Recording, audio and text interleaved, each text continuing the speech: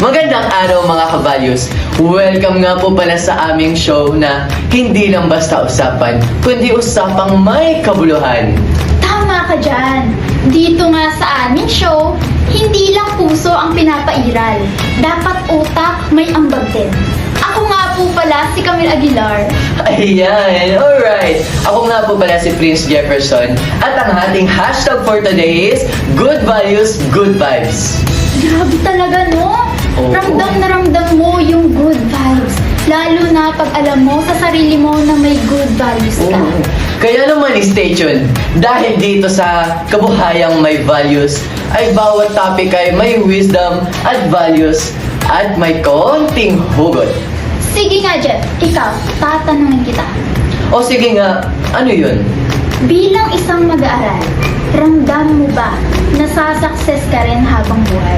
Ayun, syempre naman, dahil naniniwala ako na marami akong pangarap sa buhay at naniniwala rin ako na makakamit ko ito balang araw. Grabe naman tong tao na to. Sobrang nakaka-inspire ka, ha? Oh. So, bakit hindi tayo umikot sa paumbong? Tapos, maghanap tayo ng taong pwede nating interviewin. Ate ko, nasa bongbong talaga tayo ngayon. Ay! Oo nga pala! Sorry na! So, sige, tara na nga! Tara na nga. At syempre, hindi magiging kumpleto ang ating episode kung wala ang taong ito na sumakses sa kagandahan. Sumakses? So ito po, ngayon po, makakasama po natin si Ma'am Arlene Valencia. Welcome po sa inyo. Ako po si Ginang Arlene C. Valencia, taga San Roque, Paumbong, Bulacan. Ako po ay may 4 na anak at mayroon ng isang apo. Ayan! Alright! Sobrang ganda po ng kwento. Yes. Nakaka-inspire po. Kaya para mas makilala ka po namin, mayroon po kaming mga tanong po para sa inyo. And Ma'am Arlene, alright po, and masasabi niyo po ba talaga na kayo ay sumakses sa buhay? Na naging successful naman dahil sa awa at tulong ng ating Panginoon at sa pagsisikap din sa buhay. Ayan, alright. Thank you po sa inyong magandang kasagutan. Eto po. So yung unang tanong po namin, ano po yung mga naging layunin niyo sa pagpili po ng profesyon niyo? Yung sa profession kasi yung undergraduate kasi ako. Pero nung nagtrabaho na ako, talagang pinagsumikapan ko yung pagtatrabaho ko na magampanan ko yung mga ginagawa ko hanggang sa nabigyan ako ng mas mataas na posisyon dahil sa pagsisikap ko sa trabaho. Yun. Kaya naging maganda yung career ko sa Ayan, alright. Maraming salamat po. Ano ang mga paraan o hakbang po ang ginawa ninyo upang maabot ang inyong mga pangarap? Kailangan lang talaga yung determinasyon, yung pagsusumikap, sipag, at saka tiyaga. Sa una kasi talaga mahirap, pero pag gugustuhin mo talaga, walang imposible, basta magsumikap ka lang. At Tama po ang inyong kasagutan. Ito naman po, sa susunod po, mayroon po bang mga circumstansya or balakid po na humadlang sa inyo nung nag-start po kayo mag-work? Tapos paano nyo po siya? kasi nag-work din ako, tapos at the same time, sumabay yung business namin yan na yun.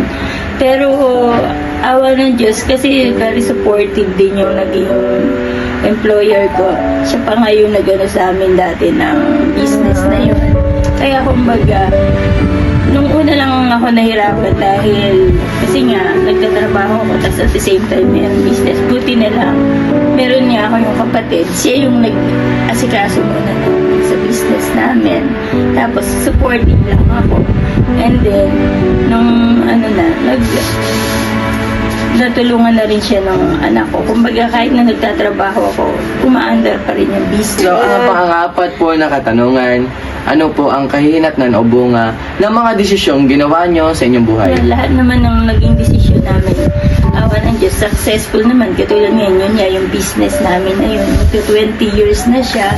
Kumbaga, talagang doon na ano din yung mga anak namin. Kumbaga, nakapagtapos ng pag-aaral. Kumbaga, masasabi ko na talagang naging successful naman siya. Paano po ninyo ginagamit yung mga values or yung mga pagpapahalaga po sa paggawa ng mahahalaga? Basta kami naman, ibabalik mo naman sa mga tao yung kumbaga, kasi sa kanila din naman galing yun, sa suporta nila, sa pagtangkilik nila, kaya kailangan ibalik din naman natin sa kanila yung mga magagandang tapos kumbaga kung meron ka, mag-ano ka din sa ibang tao, tumulong para sabi nga, pag tumulong ka, mas babalik yung siksi. Paanin po na inyong katanungan sa inyong karanasan. Paano ninyo nasasabing makataong kilos ang inyong mga ginawang desisyon sa Yun buhay? nga, kasi kami naman yung business namin na yun, kumbaga, alam ko na nakakatulong sa iba kasi meron din kaming mga ibang tinutulungan, mga pamangkin, gano'n. Kumbaga, alam namin na kahit na gano'n lang kasimpleng bagay, sa simpleng pamamaraan, nakakatulong kami sa iba. Oh, thank you po sa inyong kasagutan, Ma'am Arlene. Ito po sa panghuli na pong tanong. Ano po yung payo na maibibigay niyo po sa iba pong mga kabataan nating Rokinian na gusto din pong maging matagumpay? Kailangan lang lagi ang tiwala sa kay Lord. At pangalawa, sa sarili, at saka kailangan ng sipag at tiyaga para maabot mo talaga yung pangarap. Maraming salamat po sa inyo lahat na kasagutan, Ma'am Arlene. Thank you po so much po. Magandang araw mga kabalyos! At ngayon ngang araw, nakakita kami ng dalawang magaganda at gwapong estudyante mula sa San Roque National High School na sasagot ng inihanda naming katanungan. Unahin natin si Miss Ayan Cabigao. So para sa iyong katanungan, ano ang pinakamahalagang natutunan ninyo mula sa panayam na ipinakita namin sa inyo kanina? Base po sa documentary. Siyempre bilang pong Rokinian, sobrang dami ko pong natutuhan. Like, dapat po siyempre pagsikapan natin ng mga bagay o mithiin na gusto nating makamit. And sa mga bawat hamon ng buhay ay kailangan natin maging matatag and haluan po natin ito ng tiyaga. And as it said, dapat po magtiwala po tayo sa ating sarili and lalo na po sa ating Panginoon. Yes! Amen. Amen. At para naman sa katanungan ni Mr. Eman Sakdalan, paano ninyo mayaangkop sa inyong sariling buhay ang mga aral tungkol sa layunin, paraan, sirkumstansya at kahinatnan ng makataong kilos? Ang maiangkot namin ito sa pamamagitan na maingat na pagdedesisyon. Tinitiyak naming mabuti ang layunin, tama ang paraan, angkop ang sirkumstansya, at maganda ang kahihinatnan ng aming kilos upang maging makatao at responsable sa aming mga gawa. At sa huli, mas pipiliin namin kung ano ang mas mabuti at ang tama. Okay, maraming salamat po Mr. Eman Sakdalan. Grabe, ang galing mo Grabe. nasagot. Sa paanong paraan ninyo maipapakita sa paaralan o komunidad ang tunay na makataong kilos batay sa mga natutunan ninyo sa gawain ito? Ang maipapakita namin ng mabuting kilos sa paaralan sa pagiging mabuting mag-aaral. Kagaya na lamang ng pagsunod sa batas ng paaralan, pagiging mabuting individual at responsableng estudyante sa ating paaralan. Bilang isang mamamayan po, dapat po talaga nating ipakita ang tunay na makataong kilos. Dahil syempre po, ito po yung dapat natin ipakita at ating isabuhay itong buong ng mabuting loob at may malasakit po dapat tayo sa ating kapwa.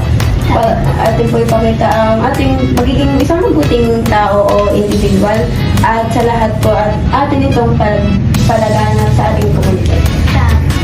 So that's all for today's mga ka-values. Tunay nga po talaga na napakaganda ng kanilang mga kasagutan. Ito ay talagang tunay na nakakapagbigay inspirasyon sa mga kabataan. Maraming salamat po. Hanggang sa muli mga ka-values! Ito, wala tayo.